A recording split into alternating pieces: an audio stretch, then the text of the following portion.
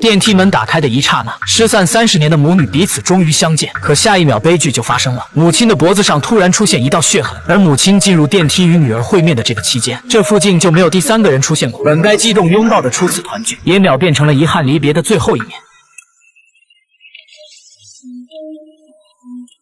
转眼间，警察就封锁了现场。但在警察询问他和死者的关系时，罗恩却果断说他不认识对方。不过，死者家族里的管家却一眼认出了他，还一个劲儿的邀请他去古宅看看。可现在的罗恩哪还有那个胆啊？刚出门他就遇到从非洲赶回来的老黑，随后老黑将他带到了安全的地方，并告诉罗恩，他母亲所在的梅菲尔家族世代镇压着项链中的恶魔，可为了权力，每代家族掌权的女人最终都会和恶魔签下契约。如今母亲死了，恶魔一定会来找罗恩，但眼下他们必须要先找到杀人的真凶。于是老黑在周围布下了结界就离开了。与此同时，梅菲尔家族的管家在警局领回了那条恶魔项链，他将项链赠给了自家的佣人。女佣不知死活，还以为是自己捡了个大便宜，哪曾想管家是在惩罚他。当初是他擅离职守放走了罗恩的母亲。女佣被骗进入地下室后，用头不停地撞击着墙壁，哪怕他已经失去了生命体征，依旧还在撞击。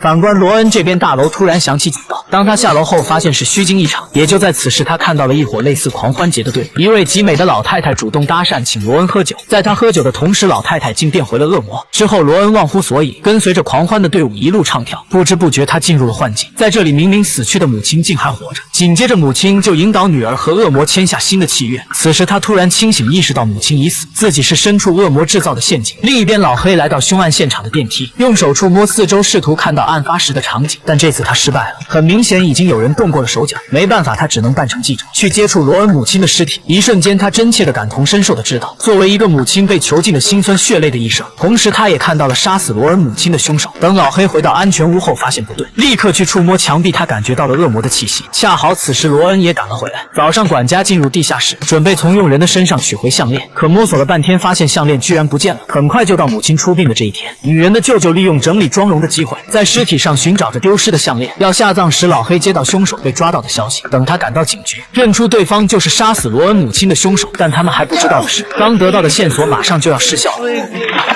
老黑将手放在凶手的身上，随后恶魔从凶手的身体里漂浮而出。这到底是在替契约的主人报仇，还是别有目的的杀人灭口呢？